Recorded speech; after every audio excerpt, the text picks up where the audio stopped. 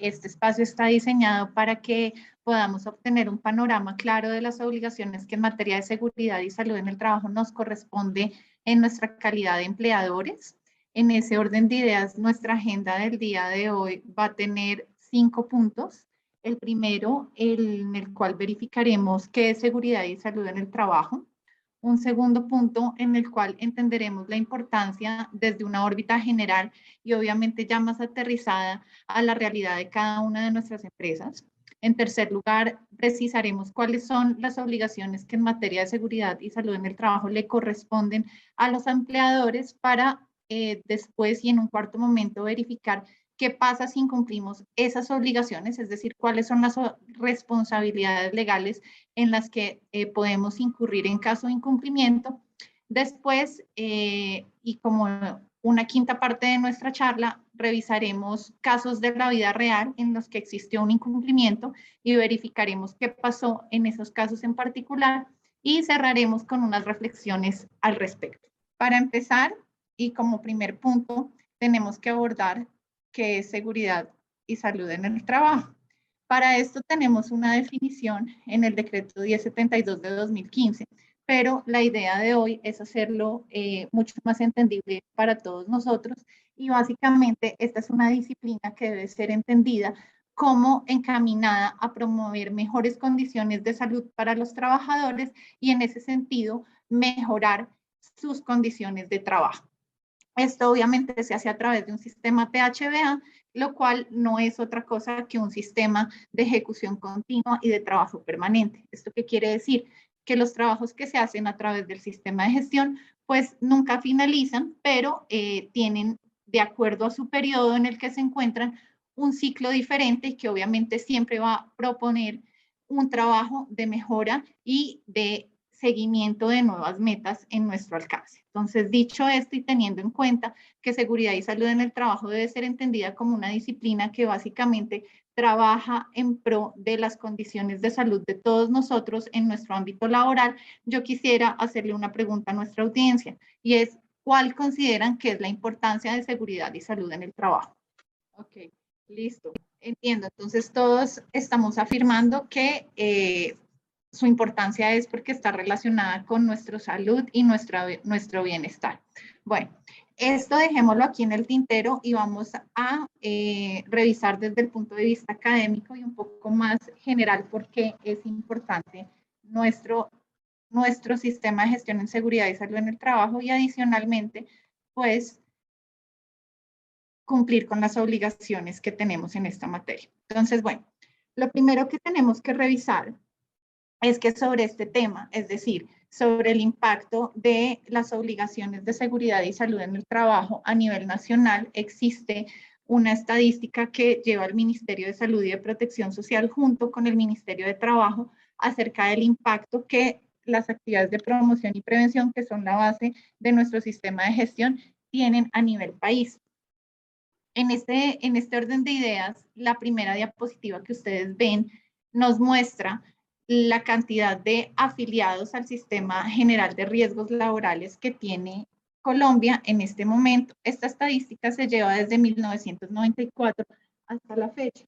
Y lo que podemos en principio evidenciar es que, en efecto, cada año tenemos más afiliados al sistema de riesgos laborales y esto es positivo. ¿En qué sentido? En que, en efecto, dentro de nuestro grupo de trabajadores tenemos más y más personas cubiertas ante eventuales contingencias derivadas de accidentes y enfermedades laborales. Esto es una tendencia muy importante si la miramos de cara a otras estadísticas como las que lleva la OIT sobre la ocupación formal e informal en nuestro país, toda vez que recordemos que desafortunadamente la tasa de informalidad en nuestro país es bastante alta, especialmente dentro de los últimos años, cuando se ha mezclado con un fenómeno migratorio de bastante relevancia en el país. Entonces, lo primero que debemos dejar para nuestro análisis del día de hoy es que afortunadamente vamos creciendo en esa tasa de afiliados y es decir, de cobertura que tenemos los trabajadores en materia de riesgos laborales. Ahora bien, en un segundo momento, tenemos la tasa de muertes calificadas como laborales. Esta tasa, obviamente, a través de los años, ha venido bajando, como lo pueden evidenciar en pantalla. Si bien tuvimos un pico en los años 90, de manera posterior se ha ido aplanando. No obstante, la misma sigue estando estable dentro de los últimos 5 años, lo cual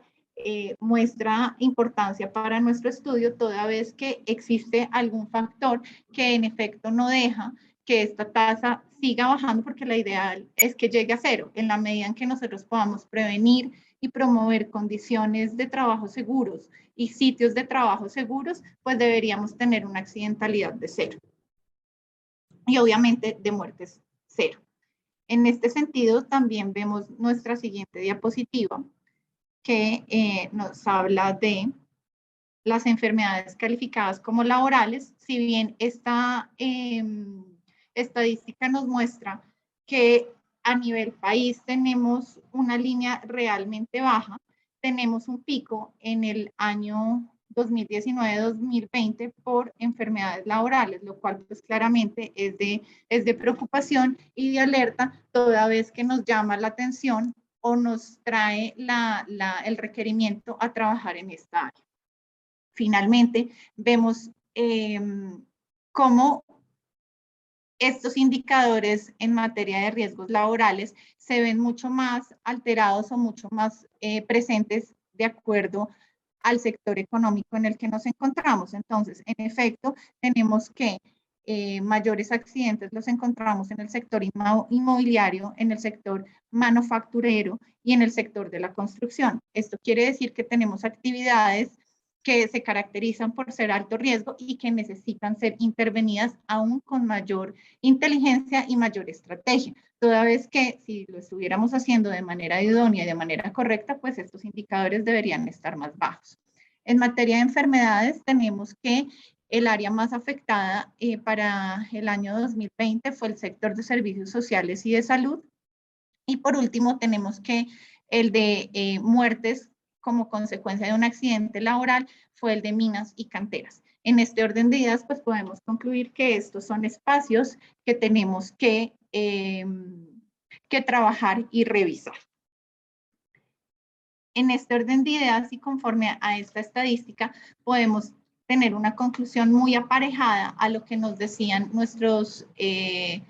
asistentes al día de hoy, a nuestra charla del día de hoy, y es que en efecto seguridad y salud en el trabajo es importante porque nos permite mejorar las condiciones de salud de la población trabajadora. 2, nos permite disminuir los indicadores que acabamos de revisar, que en efecto nos muestran que es supremamente importante trabajar en seguridad y salud en el trabajo de manera preventiva para evitar contingencias y la confesión de riesgos. Y por último, que es algo que también vamos a ver el día de hoy, es supremamente importante este manejo ideal de seguridad y salud en el trabajo, porque cuando se concretan esos riesgos podemos vernos enfrentados como empleadores a asumir altos costos de sanciones administrativas y de reclamaciones judiciales, al margen que cuando tenemos ausentismos prolongados, pues en efecto también impacta económicamente en nuestra organización la asunción y los reemplazos de esos ausentismos. Listo. En este momento vamos a continuar con nuestra charla y vamos a puntualizar las obligaciones. Entonces, bueno, nuestras obligaciones en materia de seguridad y salud en el trabajo, si bien en el común denominador de la gente se entiende que vienen del decreto 1072 de 2015, lo cierto es que eso no es así. Las normas de seguridad y salud en el trabajo devienen desde muchísimo antes. De hecho, la primera norma que tenemos relacionada en la materia viene desde 1915. Y es una norma casi que de carácter resarcitorio, porque nos habla de qué pasa o de qué tienen que hacer los empleadores frente a la ocurrencia de un accidente de trabajo y por lo tanto cómo deben reparar a la víctima del accidente. En este orden de ideas y de manera prolongada en el tiempo se van presentando normas que van evidenciando la importancia de preocuparnos del bienestar de los trabajadores en su órbita laboral. Así llegamos al Código Sustantivo de Trabajo, donde tenemos varias normas que nos hablan de manera sucinta de la importancia de proporcionar en nuestra calidad de empleadores seguridad y protección a los trabajadores. Entre ellos tenemos el artículo 56, tenemos el artículo 57 y otros. Entre estas obligaciones, pues está promover espacios seguros de trabajo, está proporcionarles la dotación y las herramientas de trabajo necesarias, brindar los primeros auxilios en caso de accidente de trabajo y obviamente ya con el transcurrir del tiempo llegamos a las normas propias del Sistema Integral de Seguridad Social,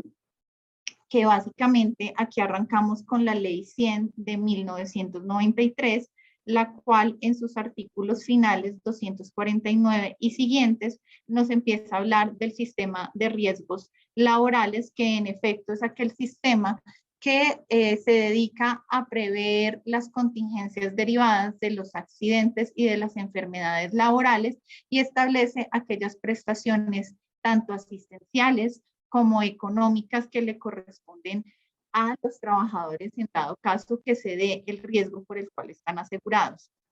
Aparejado a esta norma sale el decreto 1495 de 1994 que nos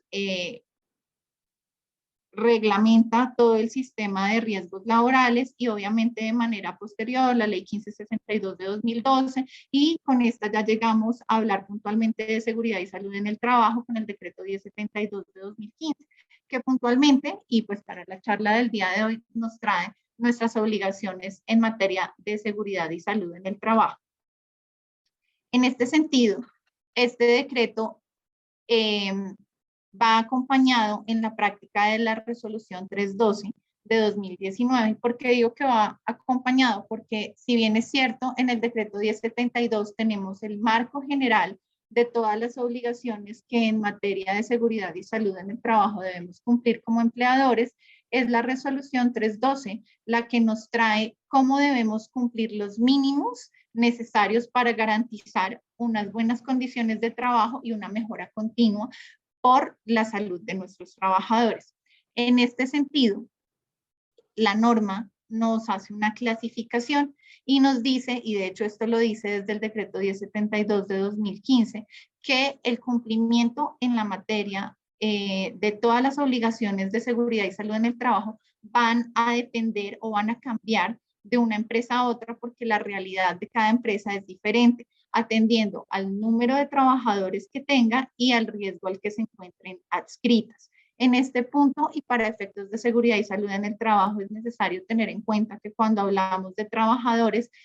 yo preferiría usar la palabra o el concepto colaboradores. ¿Por qué? Porque cuando hablamos de seguridad y salud en el trabajo tenemos una sombrilla de cobertura muchísimo más amplia que la que tenemos en el campo de las relaciones laborales o propiamente cuando hablamos de derecho laboral. ¿Por qué? Porque cuando hablamos de derecho laboral usualmente tendemos a hacer la diferencia entre trabajadores directos y trabajadores indirectos, mientras que cuando hablamos en seguridad y salud en el trabajo, esa diferencia no existe. ¿Por qué? Pues porque la idea es proteger a todas las personas que incluso tienen una relación conmigo en mi calidad de empleador o contratante o de oferente de servicios hacia un tercero, para que cuando estén dentro del campo de cobertura de mis riesgos, yo los pueda proteger y pueda garantizar que van a estar a salvo.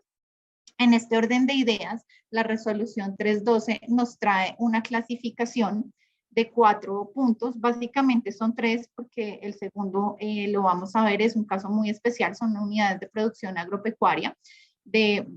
pocos trabajadores, pero en efecto aquí tenemos 3 grandes grupos y de esos 3 grandes grupos se derivan el tamaño de los sistemas de gestión que debemos tener y obviamente el número de requisitos que debemos cumplir de cara a la norma.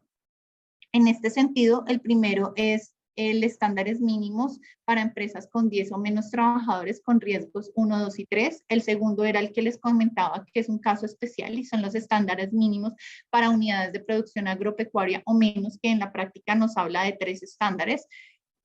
Tenemos un tercer grupo que son los estándares mínimos para empresas de 11 a 50 trabajadores con riesgo 1, 2 y 3. Y por último tenemos los estándares para empresas de más de 50 trabajadores para riesgos 1, 2, 3, 4 y 5, o incluso para empresas que tengan cualquier número de trabajadores, pero que tengan un nivel de riesgo 4 o 5. En este punto es importante hacer mención que predomina para establecer el tamaño del sistema de gestión que debemos tener, predomina la actividad a la que estamos expuestos. Y esto debe ser así en la medida en que a mayor riesgo de actividad tengo, pues mayores niveles de protección y de condiciones de promoción y prevención debo tener. Dicho esto, tenemos que las empresas pequeñas, es decir, el primer estándar que revisamos con empresas que tienen 10 o menos trabajadores clasificadas en riesgo 1, 2 y 3 deben cumplir 7 estándares que están establecidos en la ley y en efecto dentro de estos estándares tenemos la designación de un responsable, tener al día la afiliación al sistema de seguridad social integral, nuestro plan de capacitación, nuestro plan de trabajo, nuestras evaluaciones médicas ocupacionales, es decir, las actividades de ingreso, los exámenes médicos de ingreso, periódicos y de retiro, la identificación de peligros y las medidas de prevención y control frente a los peligros, riesgos identificados y demás. En este punto es importante mencionar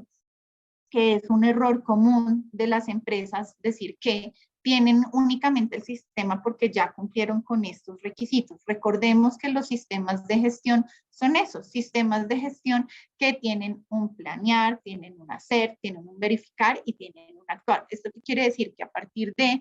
estos 7 requisitos podemos nosotros empezar a hacer nuestro trabajo anual para poder capacitar, para poder avanzar y para poder establecer mayores medidas de control y de prevención dentro del marco de nuestras actividades.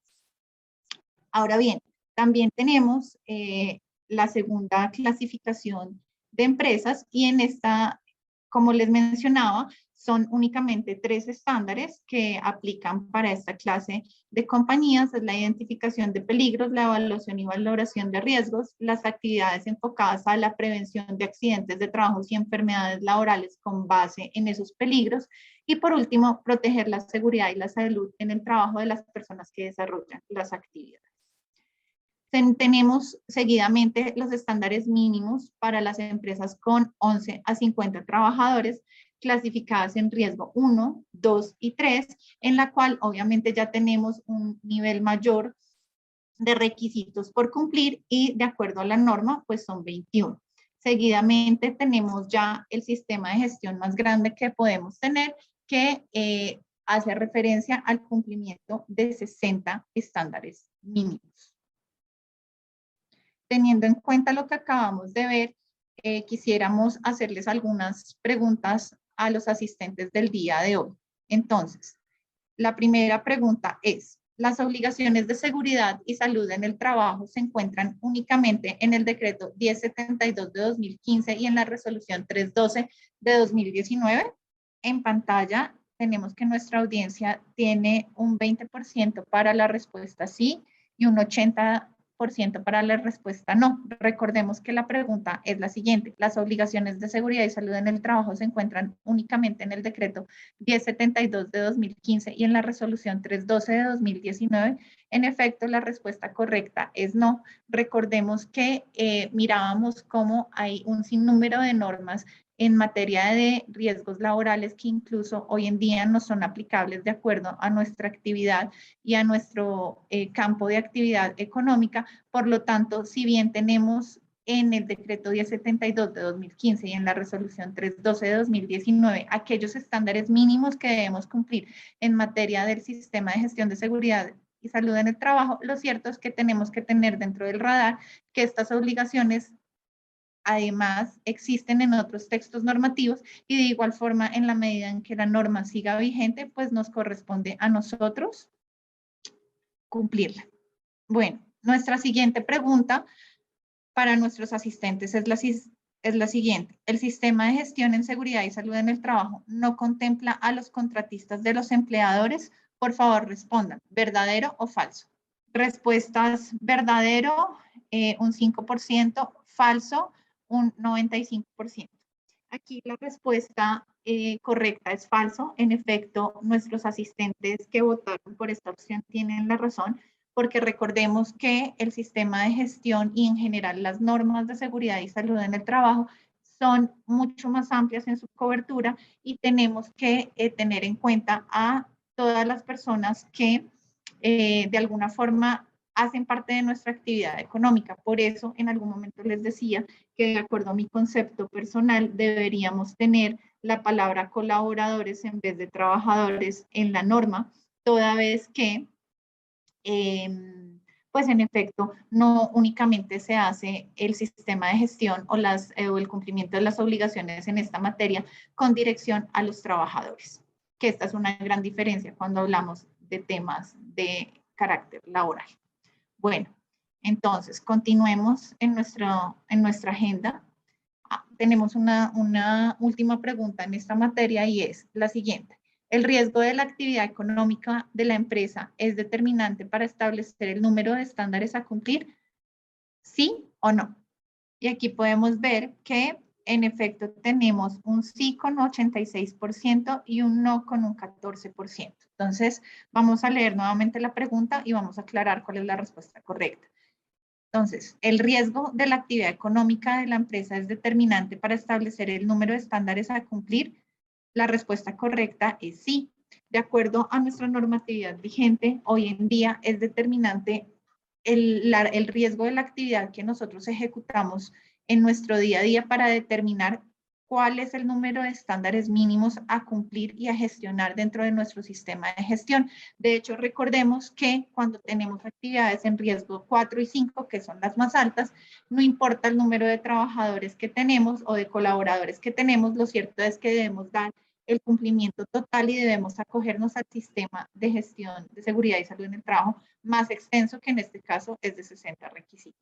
Hasta este punto hemos revisado qué es seguridad y salud en el trabajo, cuál es la importancia, de dónde vienen las obligaciones, puntualmente de acuerdo al tamaño de nuestra compañía, cuál es el alcance de esas obligaciones y ahora vamos a revisar cuáles son las responsabilidades legales, es decir, a qué me puedo ver expuesto en caso de incumplimiento.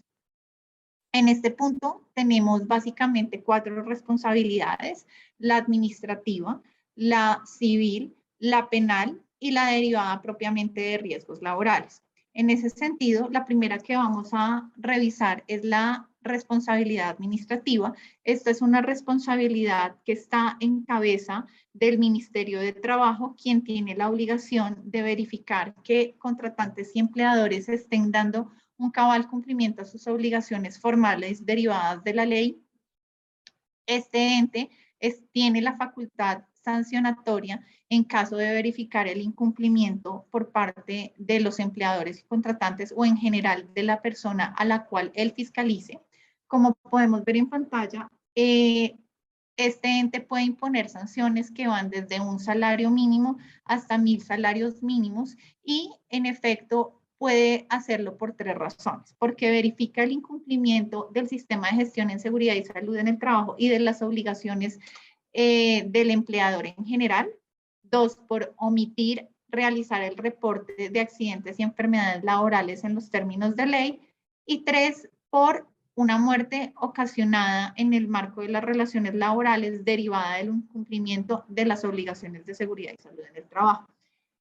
Estas multas en la práctica obviamente están precedidas de un proceso administrativo sancionatorio y se tasan las multas de acuerdo a diferentes variables. 2 de ellas de más relevancia es de acuerdo al número de trabajadores que tenga la entidad investigada, al número de sus activos y finalmente a otros criterios que no aparecen en pantalla, pero que son relevantes al momento de que el inspector de trabajo tase la sanción, como la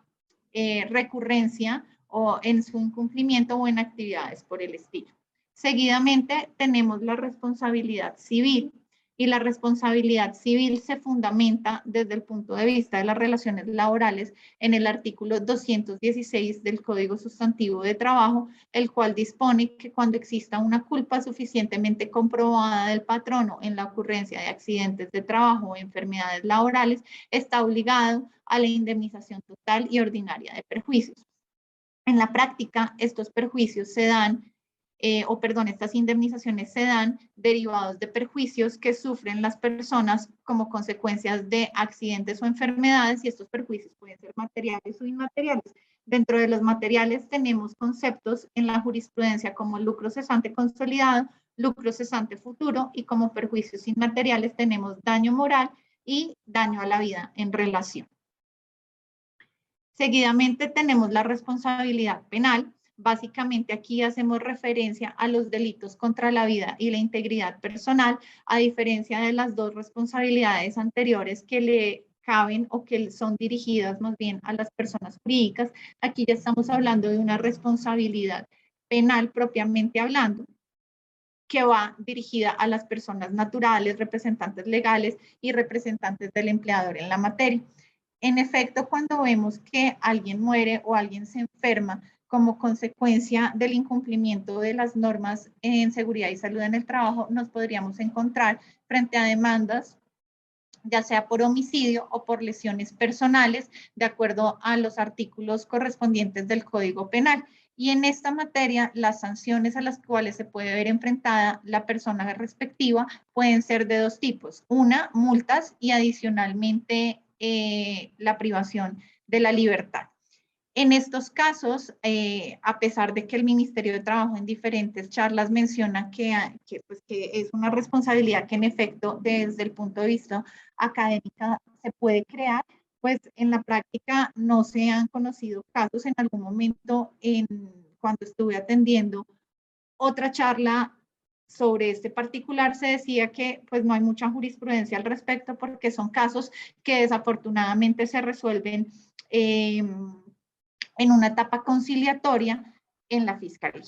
No obstante, pues para nuestro conocimiento y desde el punto de vista que hoy nos ocupa, que es el académico y determinar el alcance de estas obligaciones, pues nos corresponde determinar que existe una responsabilidad penal. De otro lado, tenemos una responsabilidad determinada en materia de riesgos laborales. Si bien es cierto, hoy en día esta responsabilidad está subrogada en las ARLs a las que nos encontremos afiliados. Lo cierto es que si no contamos con esa afiliación, pues esa responsabilidad que hoy en día se debería encontrar en cabeza de la ARL pasa a ser de nosotros en cabeza de nosotros en nuestra calidad de empleador o de contratante, toda vez que si no hacemos las afiliaciones y no hacemos las cotizaciones, pues en efecto esa responsabilidad delegada no se va a poder cristalizar y va a quedar en nuestras manos. Esta responsabilidad tiene dos alcances, una económica y otra asistencial. Cuando hablamos de las prestaciones asistenciales, hacemos referencia a la cobertura de todos los gastos médicos, desde la atención de urgencias hasta la rehabilitación total de la persona como consecuencia de su enfermedad o accidente de trabajo. Y cuando hacemos referencia a las prestaciones económicas, nos referimos concretamente al reconocimiento económico por auxilio de incapacidad y incluso al reconocimiento de las pensiones de invalidez y de sobrevivientes en caso de muerte. Estas responsabilidades que acabamos de ver, todas pueden operar al mismo tiempo en un mismo caso y son concomitantes, es decir, ninguna excluye a la otra. Y adicionalmente, profundizando en el tema de las personas naturales que están a cargo del cumplimiento de las obligaciones en materia de seguridad y salud en el trabajo, es importante mencionar que en la medida en que estas personas estén vinculadas mediante un contrato de trabajo con la entidad o mediante una relación legal y reglamentaria de tratarse del sector público, lo cierto es que también pueden verse inmersas en un proceso disciplinario, ya sea en el ámbito de las relaciones privadas o públicas, toda vez que si no damos cumplimiento al sistema de gestión, pues estamos incumpliendo nuestras obligaciones laborales, ya sea como trabajadores del sector privado o como del sector público. Por lo tanto, nos podemos ver expuestos a llamados de atención, suspensiones al contrato de trabajo, o incluso terminaciones del contrato con justa causa, y obviamente a las consecuencias derivadas en el sector público para los trabajadores públicos del Código Disciplinario Único. Mencionado esto, vamos a seguir con nuestras encuestas del día de hoy. Le agradezco al público responder la siguiente pregunta. ¿Las responsabilidades legales explicadas pueden ser concomitantes en un mismo caso? Por favor, contesten sí o no. Un 83% dijo que sí y un 17% dijo que no. En este caso, la respuesta correcta es que sí, por lo mismo que explicábamos, todas las responsabilidades son diferentes y pueden caber todas en un mismo caso. Listo. Entonces, ahora, y ya acercándonos casi que al final de nuestra charla del día de hoy, nos corresponde ver casos reales, es decir, la concreción de todo lo que hemos hablado en la práctica. Para ello vamos a empezar y vamos a revisar unos casos, primero del Ministerio de Trabajo y después vamos a revisar unos casos ya fallados por parte de la Corte Suprema de Justicia. Entonces, en primer lugar, dentro de un proceso sancionatorio llevado por el Ministerio de Trabajo que concluyó con la resolución 0042 de 2019, tenemos el caso de Agrovalle y Extractora Cruciana. Aquí tenemos un caso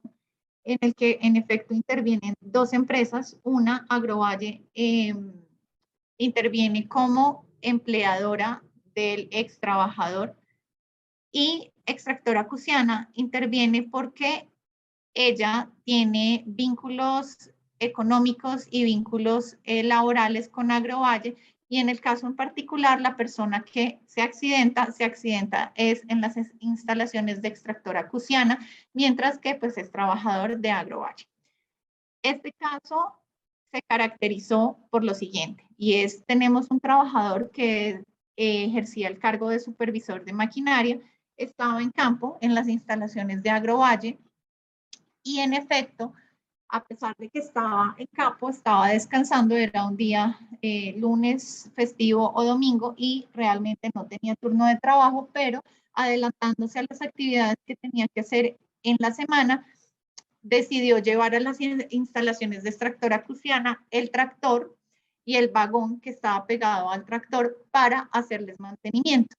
En efecto, como era día domingo, la persona sale vestida como mejor le pareció, es decir, sin sus elementos de protección personal, sin su uniforme, sin su dotación, y entró a las instalaciones de la otra compañía, que es Extractora Cruciana. De hecho, aquí vale la pena decir que para este caso tenemos que las instalaciones en el meta de estas dos empresas, una queda al lado de la otra. Entonces salió con el carro, entró al otro lado. No le dijeron absolutamente nada porque fuera día domingo, nadie le pidió utilizar sus elementos de protección personal, y de hecho llegó tranquilamente al lugar donde se hace la revisión de los automóviles. En ese momento lo entrega y se lo reciben porque las otras personas que estaban ahí, si bien no tenían turno de trabajo, pues aprovecharon el momento para hacer sus actividades. Estas personas, es decir, los trabajadores de Extractora Cruciana, entendieron que la persona que les llevó el carro se fue, se retiró, mientras que el señor de Agrovalle, que es el que llevó el camión, pues entendió que ya lo iban a atender. No hubo una delimitación del campo de trabajo, ni mucho menos una comunicación acertada de que iban a empezar el proceso de mantenimiento del vehículo, hasta que pues en efecto se prende el vehículo y los trabajadores de Extractora Cruciana evidencian que hay una cachucha volando y que escuchan gritos. Resulta que la persona que llevó el camión quedó atrapada entre la parte de adelante del camión y la parte de atrás del vagón, y empezó a dar vueltas, y pues en efecto sufrió un accidente de trabajo que para ese momento le significó la pérdida de la mitad de su rostro. En efecto la llevaron a urgencias y esta persona falleció. Con ocasión a este accidente de trabajo se inicia la investigación por parte del Ministerio de Trabajo. Se hizo la respectiva investigación del accidente de trabajo, se observó que habían problemas de señalización en la compañía, que no habían unos protocolos adecuados para el mantenimiento de los vehículos, y adicionalmente que había una serie de condiciones que conllevaron a que se presentara el accidente. Este caso llega al Ministerio de Trabajo. El Ministerio de Trabajo hace una inspección casi que 2 años después de ocurrido el accidente, y en esa inspección detecta que, a pesar de que este fue un accidente mortal en el cual pues una persona perdió su vida y dejó a una familia de 2 niños y una mujer solos, y obviamente aquí la ARL cubrió las prestaciones que le correspondían, es decir, le otorgó a la madre y a sus 2 hijos una pensión de supervivientes. Lo cierto es que pues se creó la investigación sancionatoria que estamos hablando y conllevó a una sanción que conlleva para Extractora Acuciana la suma de 226 millones de pesos y para Agrovalle de 579 millones de pesos en su momento, pues adecuados al salario mínimo legal mensual vigente del año 2019. Y aquí, pues en efecto, se detecta un incumplimiento por parte de Agrovalle y de Extractora Acuciana. Para Extractora Acuciana le mencionan que a pesar de que no haya sido el empleador, pues al tener personas ajenas a su operación debe tener un alcance de cobertura y garantizar que esas personas pues tengan un nivel de protección. Este fallo es bastante interesante porque adicionalmente le sirvió de insumo al abogado que puso la reclamación de carácter civil, es decir, la demanda ordinaria en contra de Agrovalle y Extractora Acuciana, para poder hacer una defensa y poder evidenciar que pues aquí hubo culpa del empleador en la ocurrencia del accidente. A la fecha, pues no tengo conocimiento de cómo va esa demanda. Me quedé en que en segunda instancia habían declarado que en efecto existía culpa patronal de las empresas que estamos hablando y en ese campo de derecho la sanción iba por 300 millones de pesos. Entonces, sumado el Ministerio de Trabajo más el proceso ante la jurisdicción ordinaria, pues estamos hablando de un caso que para la empresa significó aproximadamente 1.000 millones de pesos en sanciones e indemnizaciones. Seguidamente tenemos 2 casos adicionales un poco más suaves o un poco más ligeros en cuanto a los hechos objeto de investigación. Tenemos la empresa Propagar Plantas S.A., en la resolución 217 de 2019, en la cual no se realizó una entrega de dotaciones en la forma y la periodicidad establecida en la ley y por lo tanto se condena a 2 salarios mínimos legales mensuales vigentes a esta empresa, que es una microempresa, es una empresa de no más de 10 trabajadores, pero no obstante el Ministerio de Trabajo dice las obligaciones son para cumplirlas y especialmente las relacionadas con las dotaciones porque estas tienen como finalidad proteger al trabajador dentro del curso normal de sus actividades. Entonces, si bien detecta que las entregaron al final de cuentas, pues se entregaron tardíamente y a manera de sanción, pues le impone a la empresa pagar 2 salarios mínimos legales mensuales vigentes. De otro lado, tenemos el caso de la empresa Rafael Antonio Ardila, mediante la resolución 340 de 2021, y este es un caso que llega a conocimiento del Ministerio de Trabajo con ocasión a una auditoría que se le hizo a esta empresa por parte de la entidad pública a la cual le hizo la concesión de un contrato de trabajo. Este es un trabajo de canteras y de removimiento de arena y escombros. Y en efecto, en las auditorías previas que hace el ente público para verificar que sus concesionados estén cumpliendo con sus obligaciones, detecta que esta empresa no tiene montado un sistema de gestión de seguridad y salud en el trabajo. Digamos que afortunadamente en este particular no hubo accidentes, no hubo enfermedades, lo único fue que la empresa la entidad pública levantó la mano y dijo, mire, Ministerio de Trabajo, en esta ocasión yo le hice una auditoría a esta entidad y resulta que no tiene sistema de gestión. Durante el transcurso de la investigación administrativa sancionatoria, esta empresa monta su sistema de gestión y pues en efecto logra una multa únicamente de 908,526. Con estos casos podemos ver que pues en efecto la facultad sancionadora del Ministerio de Trabajo existe y pues que puede llegar con multas un poco cuantiosas para las organizaciones y por diferentes obligaciones. Ahora bien, revisemos los casos, unos cuantos casos, pensaría yo, de la Corte Suprema de Justicia. Entonces, aquí tenemos un caso, que es el primero, en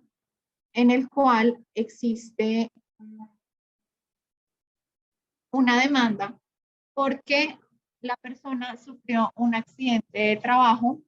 en el cual perdió un ojo. Les cuento en términos generales en qué consistían las labores del demandante. El demandante tenía la labor de ser frentero en minas de carbón, entonces él tenía la obligación de ir abriendo camino en la mina con una pica, ir poniendo los rieles y clavándolos con madera y abriendo el camino para que el resto de los trabajadores pudieran seguir avanzando y siguieran en su actividad de excavación. Esta persona, en la labor que estaba haciendo en el año 2006, estaba en su labor de trabajo y resulta que le salta una esquirla en el ojo y la esquirla pues explota el ojo, genera que tenga una pérdida, la cual asciende al 30% de pérdida de capacidad laboral. En efecto, aquí también la persona estaba afiliada al sistema de riesgos laborales y el sistema de riesgos laborales le da una suma de dinero por su indemnización de pérdida de capacidad laboral parcial. No obstante, al margen de eso, pues también se establece por parte del trabajador y por parte de su familia una demanda en contra de su empleador, que es Carbón Comicar, y en forma solidaria a Carbosur, que era la empresa beneficiaria de las actividades realizadas por esta cooperativa. En este caso particular, la defensa de la empresa puede decir que había una culpa exclusiva de la víctima, toda vez que esta persona no veía bien y al no ver bien, pues metió el palo o donde no era y por eso ocurrió el accidente que conllevó a la pérdida del ojo. En efecto, en todas las instancias se evidencia la culpa exclusiva de la compañía en su calidad de empleador, porque se detecta que si bien habían actividades de inducción y reinducción, no se le proporcionó a el trabajador unas gafas de protección visual en esta actividad. Y adicionalmente, dentro de la matriz de riesgos y peligros, la misma no era concordante con los riesgos y peligros en que estaban enfrentados los trabajadores. Por lo tanto, se detectó un incumplimiento en las obligaciones propias que le corresponden a los empleadores en esta materia y especialmente en una actividad pues, de carácter tan riesgoso. Y en este caso, pues se condena a la empresa empleadora, que es Carbón Comicar, a una sanción, a una indemnización a favor del demandante y su familia por los siguientes montos: 73 millones de pesos por lucro cesante futuro, daños morales por la suma de 20 millones de pesos, daño a la vida en relación por 15 millones de pesos. Y en efecto, pues como les comentaba, esto fue desde primera instancia y fue confirmado en segunda instancia por parte del tribunal y también por la Corte Suprema de Justicia, que eh, evidenciando pues que no había lugar a hablar de una culpa de la víctima y pues en efecto yo pensaría que el argumento de decir que es culpa exclusiva de la víctima ingresar a trabajar cuando no tiene un campo visual que le sea perfecto para las actividades que le corresponde, en este caso tampoco sería un argumento válido, no solo pues porque en efecto es una actividad que se pudo prever dándole los elementos de protección personal, sino pues que en últimas también era viable prever, si eso fuera cierto, era viable preverlo con los exámenes médico ocupacionales, los cuales en efecto pues tampoco fueron realizados de manera correcta. Acá tenemos un caso adicional también reciente. Bueno, se me olvidó contarles el que acabamos de hablar, es del año 2022. En el año 2022, a la fecha, llevamos emitidos 6 casos por parte de la Corte Suprema de Justicia en los cuales se habla de culpa patronal derivada de accidentes o enfermedades laborales. Esto para que se den cuenta que hay muchos casos, no llevamos ni la mitad del año y ya son 6 casos. En el año 2021 pues hay aún muchísimos más y pues para su conocimiento vamos a hablar de este y otro más para que pues puedan tener dentro del radar por qué se está sancionando y hasta por qué valores. En este caso tenemos un operario de máquina de papel y en este caso el trabajador estaba manipulando la máquina y al parecer la máquina tuvo un atascamiento y él por tratar de sacar el papel metió la mano y pues perdió la mano. Acá tuvo pues no perdió la mano, tuvo un accidente en su mano, la cual le afectó su funcionalidad, perdiendo unos dedos. Esto le significó a él una pérdida de capacidad laboral del 33.95%, que al igual que el caso anterior fue una pérdida de capacidad laboral que significó para él el reconocimiento de la respectiva indemnización por parte de la ARL. No obstante, pues también conllevó un proceso de responsabilidad civil que termina en el caso que estamos comentando, es decir, en la sentencia que estamos comentando. Y en este caso particular, al principio, la empresa en su defensa argumentó también culpa exclusiva de la víctima porque la persona no seguía los procedimientos que se le habían indicado para realizar la manipulación de la máquina. No obstante, al final la Corte Suprema de Justicia, al revisar este caso, detecta que si bien es cierto, no hubo testigos y que por lo tanto podría llegar a ser cierto que el trabajador se confió y en el manejo de la máquina hizo una operación que no debía hacerla, le recalca a la empresa y por lo tanto confirma su condena porque no existía dentro del material probatorio evidencia que existiera un manual de procedimientos adecuados en el cual se estableciera cuál era periódicamente el mantenimiento de esta máquina y mucho menos que fuera hecho por una persona idónea para ella. Por lo tanto, pues ante la duda, por decirlo así, mencionó que si bien podría haber concurrencia de la culpa exclusiva de la víctima, no hay total material probatorio que dé cuenta que la empresa cumplió con sus obligaciones laborales y por lo tanto, pues confirma la sentencia de segunda instancia en la cual pues se encontró probada la culpa patronal de la empresa, en este caso Procesos Técnicos Limitada. Por último, para nuestra charla del día de hoy, quisiera comentarles una sentencia en la cual se absuelve a la empresa, toda vez que se evidencia desde el punto de vista probatorio que la compañía cumplió con sus obligaciones laborales y por el contrario, sí existió una culpa exclusiva de la víctima. Aquí se trata de un trabajador que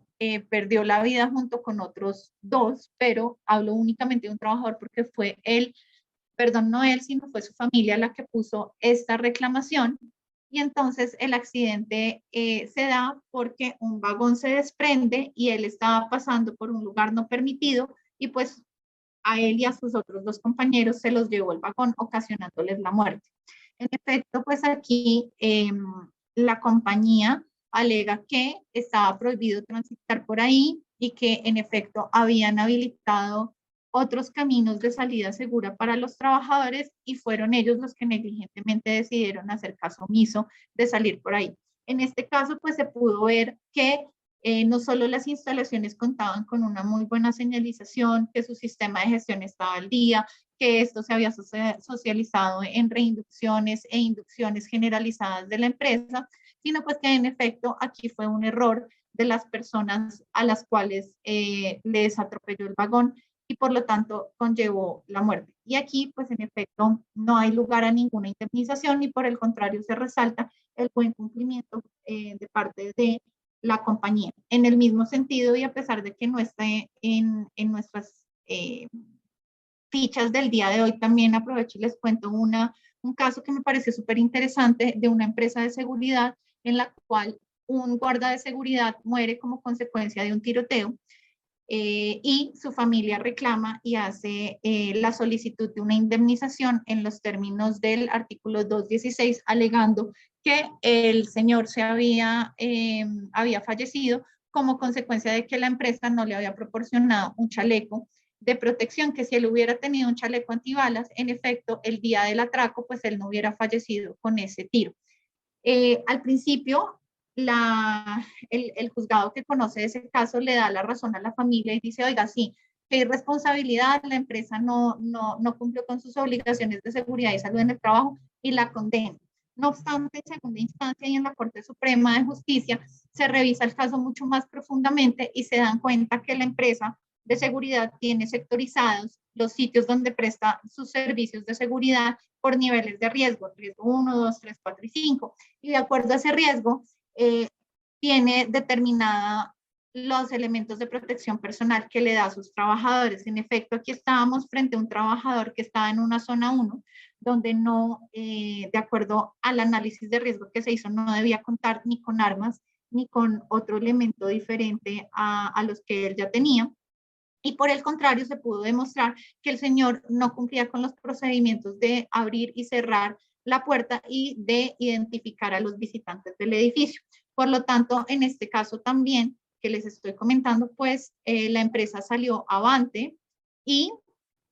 pudo evitar cualquier sanción en su contra.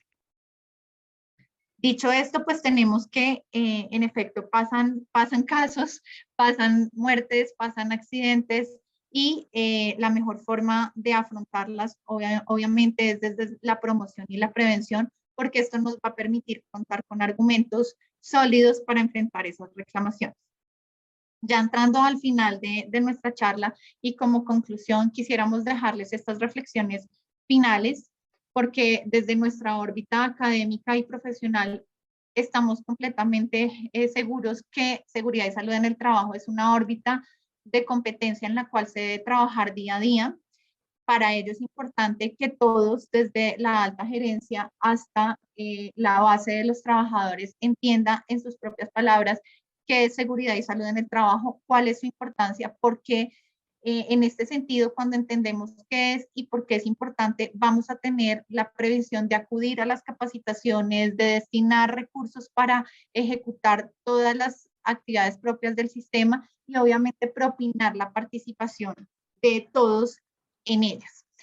Esto conlleva también a que es súper importante concientizar a las personas que tienen personal a cargo, porque son ellas las que en últimas dan la parada de comportamiento y de ejecución de las actividades dentro de una corporación. En ese sentido, la idea es que nuestro sistema de gestión en seguridad y salud en el trabajo no solo sea un compendio de documentos donde aparece la política perfectamente firmada, los objetivos establecidos y un presupuesto súper amplio, sino que en la práctica podamos ver que estos papeles están realmente interiorizados entre nuestros trabajadores. Es decir, nada saco con tener una política divinamente colgada en la pared de la oficina de gerencia general cuando las personas que trabajan en sitio no saben qué es seguridad y salud en el trabajo. La idea es que el sistema de gestión esté mucho más fundamentado en un hacer, en un actuar, que en un planear.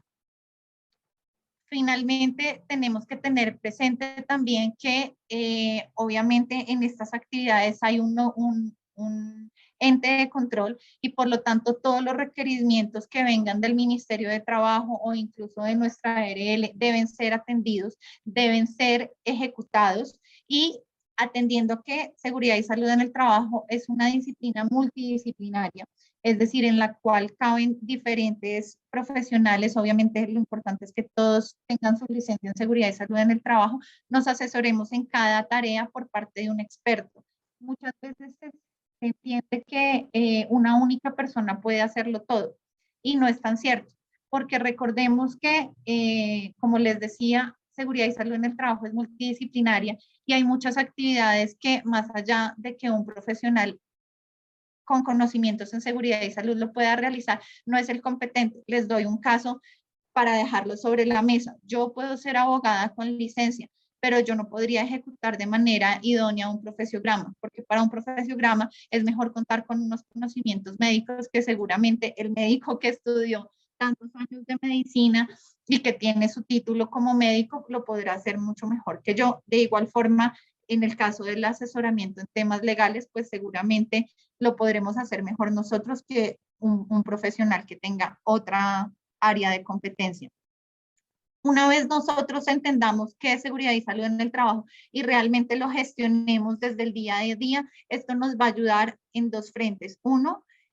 a nivel nacional y a nivel general a disminuir los indicadores que vimos de accidentes, enfermedades y muertes, y al interior de la compañía a evitar, uno, costos por ausentismos y reclamaciones legales y en efecto a incrementar la productividad y el sentido de pertenencia de nuestros trabajadores. Porque quien se siente cuidado, se siente feliz en su lugar de trabajo y en efecto va a ser más en el día a día que simplemente lo que le toca.